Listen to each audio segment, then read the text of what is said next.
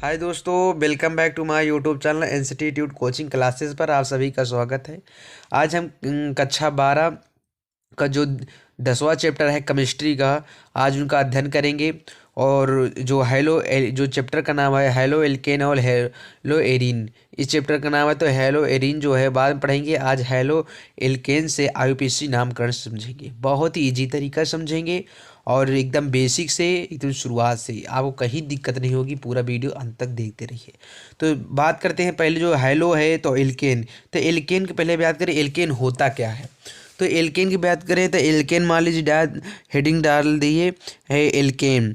तो अगर जो एल्केन का सूत्र होता है एल्केन, यानी जिसमें सिंगल बॉन्ड पाया जाता है, वही एल्केन है ना। तो एल्केन लिखे हम CnS2n+2 अगर हम कर दें तो ये है। और जो ये एल्केन है, अगर हम इसी में से अगर एक हाइड्रोजन विस्थापित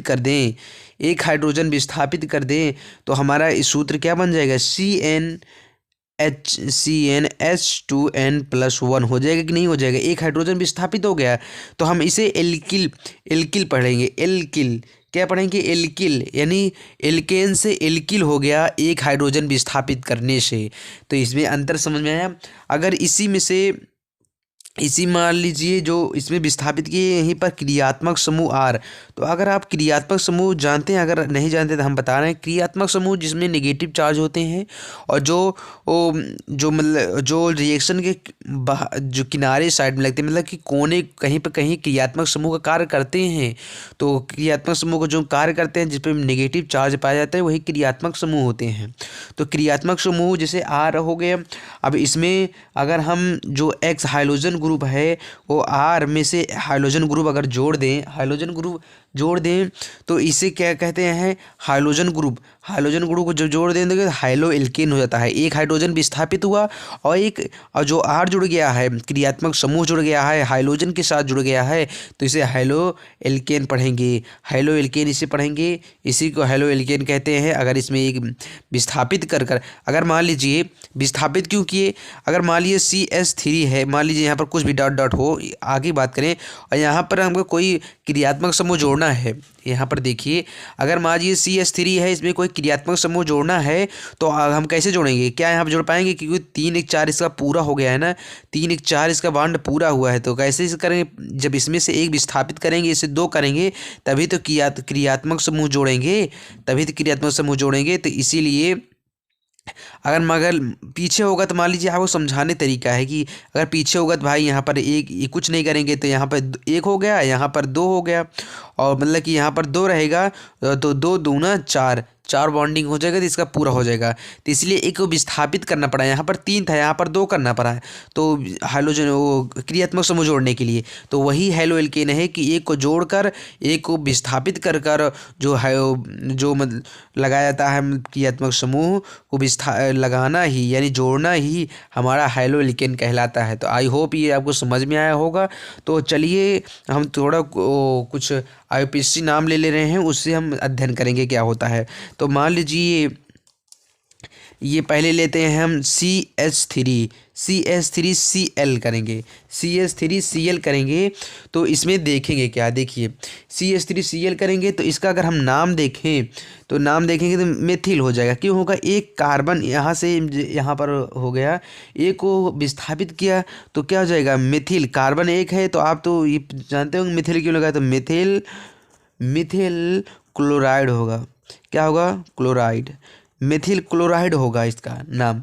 अगर बात करें C2 लगा दें, C2H5Br की, तो इसका नामकरण क्या होगा, तो एथिल 2 है तो एथिल लगा देंगे। एथिल क्या लगा देंगे, ब्रोमाइड ये लगा देंगे, ब्रोमाइड। अगर उसके बाद अगर हम बात करें किसको, CH3 बात कर चुके हैं। अब C2H5Bi की, यानी यहाँ Br की, यहाँ पर आयोडाइड की बात करें तो एथिल, यहाँ पर एक कार्बन एक हाइड्रोजन को विस्थापित कर रहा है, इसीलिए कर दिया जा रहा है एथिल आयोडाइड। ये इसका आईपीसी नाम करे होगा। मान लीजिए यहाँ पर दो तो हो गए, अब इसके जैसे यहाँ पर मिल जाए CH3 CH जो होगा 7 और क्लोरीन हो जाएगा, तो इसका नाम क्या होगा? तो प्रोपिल क्लोराइड होगा कि नहीं होगा? होगा ना। तो ये आपको तो समझ में आ रहा होगा। तो यहीं पर जो जैसे आईपीसी, ये हमें क्या लिखे हैं? साधारण नाम है। तो जो साधारण नाम में होता है, जितने कार्बन होते हैं, जैसे मेथ हो गया, मेथ, एथ, प्रो, ब्यूट, पेंट, ये सब है ना, तो इसी में इथ लगा देते हैं, इक लगा, जैसे मिथिल थिल लगा देते हैं, एथिल ऐसे, और एथिल और प्रोपिल, पेंटिल, जो इसी प्रकार से लगाते चले जाते हैं, और जो लास्ट में होता है उसे क्लोराइड, ब्रोमाइड, आयोडाइड लगा देते हैं। तो आप अगर आईपीसी ना पढ़ेंगे तो इसे जानना आवश्यक होता है। जैसे क्लोरीन हो गया, ब्रोमीन हो गया, आयोडीन हो गया और फ्लोरीन हो गया। तो अगर इसका बात करें, अगर हम लिखेंगे आईपीसी नाम है, तो इसका जो नाम होता है क्लोरो, और इसका नाम होता है ब्रोमो, इसका नाम होता है आयोडो, और इसका जो नाम होगा वो होगा फ्लोरो। ये आपको मालूम होना, ये याद होना चाहिए, आपको ये याद होना चाहिए, ये आपको आईपीसी ने में बहुत ही हेल्पफुल होंगे। तो चलिए हम आईपीसी कुछ नाम लेते हैं, जैसे CH3Cl हो गया। तो आप इसका नाम क्या लिखेंगे? इसका नाम क्या लिखेंगे? आईपीसी नाम इसे बताइए। यहाँ पर तो हम लिख रहे थे साधारण नाम ही, इसमें आईपीसी नाम क्या होगा? इसका नाम हो जाएगा क्लोरो। सबसे पहले प्रथम ग्रुप लेंगे, तो इसके बाद पहले जो एक बात बताएं आपको, अगर कॉन्सेप्ट याद रखिए, तो जैसे अगर आईपीसी नाम लिखेंगे, क्या लिखेंगे? IUPAC अगर नाम लिखेंगे, तो जो क्रियात्मक समूह से लिखेंगे, मतलब जो क्रियात्मक समूह में जुड़ा है, क्रियात्मक समूह आपको बता चुके हैं। क्रियात्मक समूह होता क्या है? क्रियात्मक समूह वही होता है जो कहती नेगेटिव में होता है, और कौन बाएं मतलब कि लटका होता है, उसी से अंक गिना जाता है। तो क्रियात्मक समूह से जो गिनेंगे, जहाँ से लेंगे, पहले क्रियात्मक समूह लेंगे, तो आईपीसी नाम में क्रियात्मक समूह पहले लेंगे। तो यहाँ पर अगर क्लोरो है, मतलब क्लोरीन है, तो क्लोरो लगा देंगे। अगर आईपीसी साधारण नाम बात करें, तो यहाँ से बात करेंगे, जैसे जितने कार्बन रहेंगे उनमें थिल लगाकर, उसमें जो लास्ट में होगा उसे क्लोराइड, आइड जोड़ देते हैं लास्ट में। तो आपको समझ में आया होगा। तो यहाँ पर क्या लिखेंगे? क्लोरोमेथेन, ये आईपीसी नाम होगा। तो अगर बात करें CH3 CH2 और CH2 और आई की बात करें, दो ये होगा, दो दो चार, इसका पूरा है अष्टक पूरा है। तो आप क्या करेंगे? अब यही करेंगे ना। और जैसे दो, अब इसका नाम पहले क्रियात्मक समूह से, जहाँ से हमें क्रियात्मक समूह नज़दीक होता है वहीं से हम गिनना प्रारंभ करते हैं। तो क्रियात्मक समूह यहीं नज़दीक है, तो 2 3 हो जाएगा। और 3 के लिए 3 है, 3 के लिए लगता क्या है? आप इसी नाम में क्रियात्मक समूह पहले लिखते हैं, तो इसमें लेंगे 1 आइडो प्रोपेन। समझ में आया होगा क्यों लिखते हैं? क्रियात्मक समूह पहले लिखते हैं। तो बात करें दूसरा, अगर बात करें एक और ले लेते हैं, जैसे मान लीजिए ले लेते हैं CH3 अगर इसकी बात करें, तो यहाँ पर हम यहाँ पर BR लटका दें। अब कहीं आपको गिनती करने के लिए, तो जहाँ से आपको नज़दीक पड़े, नज़दीक दोनों तरफ पर है तो कोई दिक्कत नहीं, कहीं पर से लिख सकते हैं। अगर लिखेंगे तो उसके बाद यहाँ पर किस पे, कितने पे? 2 ब्रोमीन है, तो 2 पे है, तो क्या लिखेंगे? 2 ब्रोमो, कितने कार्बन है? 3, तो 3 के लिए प्रोपेन। ये आपको समझ में आ रहा होगा। उसके बाद अगर बात करें, एक और ले लें, CH3 और CH2 और CH3, इसके बात करें और यहाँ पर हम क्लोरीन लटका दें। तो अब यहाँ से गिनती कहाँ से शुरू करोगे? जहाँ बताए क्रियात्मक समूह नज़दीक पड़े, तो नज़दीक यहाँ से पड़ा है 1 2, और यहाँ से 1 2 तीसरे पड़ा है, तो नज़दीक यहाँ पड़ेगा ना, 1 2 3 4। इसका ज़रूर आप कर लेंगे। इसका क्या होगा? इसका होगा 2 क्लोरो, 2 पे क्लोरो है ना, 2 क्लोरो है, तो ब्यूटेन। कार्बन संख्या कितनी है? 4 है, तो 4 के लिए ब्यूटेन। ये होगा इसका आईपीसी नाम। और कुछ समझते हैं और एग्जाम्पल के माध्यम से समझेंगे।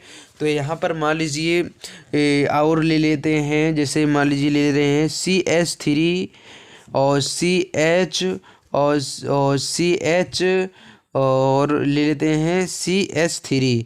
अब ले लेते हैं यहाँ पर क्लोरीन लटका दें, यहाँ पर ब्रोमीन लटका दें। अब क्या करोगे, जहाँ से नज़दीक हो जो पहले हो, तो यहाँ पर इन दोनों है तो कहीं से गिन सकते हैं 1 2 3 4। अगर यहाँ से गिनती शुरू करें तो कोई बात नहीं है, मगर इसलिए पहले यहाँ पर लिखेंगे क्योंकि अल्फ़ाबेट में बी पहले आता है, तो इसलिए अल्फ़ाबेट के अनुसार लिखते हैं। तो बी पहले आता है तो सी बाद में आता है, तो इसलिए यहाँ पर क्या लिखेंगे, पहले लिखेंगे 2 ब्रोमो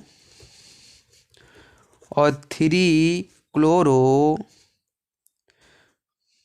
3 क्या लिखेंगे क्लोरो। कार्बन की संख्या कितने हैं, 4, 4 के लिए ब्यूटेन। ज़रूर समझ में आएगा, बहुत ही ईजी है, क्लियर है। इसके बाद आगे चलें।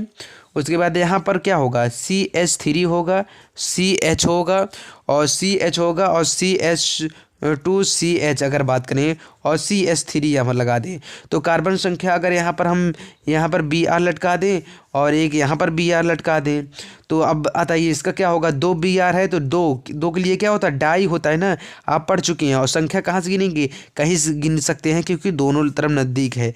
तो हम यहाँ से शुरू करते हैं, 5 हो गया। तो हम कितने पे लटके हैं दोनों, एक 2 पे लटके हैं, एक 4 पर, और समान है दोनों, तो इसलिए क्या लग जाएगा, die bromo pentane, die bromo pentane. और बात करें CH3 और CH2 और बात करें यहाँ क्लोरीन, यहाँ पर CH3 और ध्यान समझिएगा CH3। अब क्या करेंगे, जहाँ संख्या नज़दीक होगी वहीं से काउंटिंग करेंगे, यहाँ से करेंगे 2 3 4 हो गए। और यहाँ पर संख्या क्या लिखेंगे, 2 पे क्लोरो है तो क्लोरो और 2 पे क्या है, 2 पे मिथिल भी है। मिथिल इसलिए लिखेंगे क्योंकि यहाँ पर क्रियात्मक समूह नहीं है कि उसमें क्लोरो ब्रोमो लगाएंगे, इसीलिए यहाँ पर क्या मिथियोल लगाएंगे, नहीं लगाए ना, इसीलिए यहाँ पर मिथिल कर देते हैं। कार्बन संख्या कितनी, ब्यूटेन 4 है, तो इसीलिए ब्यूटेन। ये भी आपको समझ में आ रहा होगा, बहुत ही ईजी है, इसमें आप समझते रहिए। यहाँ तक क्लियर, इसके आगे बता रहे हैं आपको। एक और बताएंगे, जो CH3 है और क्लोरीन लगा दें, यहाँ पर क्लोरीन लगा दें, यहाँ पर CH3 लगा दें और एक ही संख्या पे यहाँ पर लगा दें। अब यहाँ पर क्या करोगे, तो वहाँ पर काउंटिंग दोनों कहीं पर से गिन सकते हैं, 1 ये है, 2 ये है, 3 ये है, ऐसे भी गिन सकते हैं, यहीं से दोनों तरफ से गिन सकते हैं, तो कोई प्रॉब्लम नहीं होगी। तो लिखेंगे 2 क्लोरो, बहुत ही ईजी है, 2 क्लोरो और 2 मिथिल, कितनी संख्या, 3 है, 3 के लिए प्रोपेन। कार्बन संख्या कितनी है, 3, प्रोपेन। तो ये क्या होगा, इसका आईपीसी नाम होगा। आई होप ये वीडियो आपको समझ में आया होगा। समझ में आया हो ज़रूर लाइक कीजिएगा, सब्सक्राइब कीजिएगा अगर इस चैनल पर नए हो तो। फिर से इसी तरह इंटरेस्टिंग वीडियो के साथ फिर मिलेंगे, आपको बहुत ही ईजी करके समझाने का प्रयास करेंगे। धन्यवाद, फिर मिलते हैं। जय हिंद, जय भारत।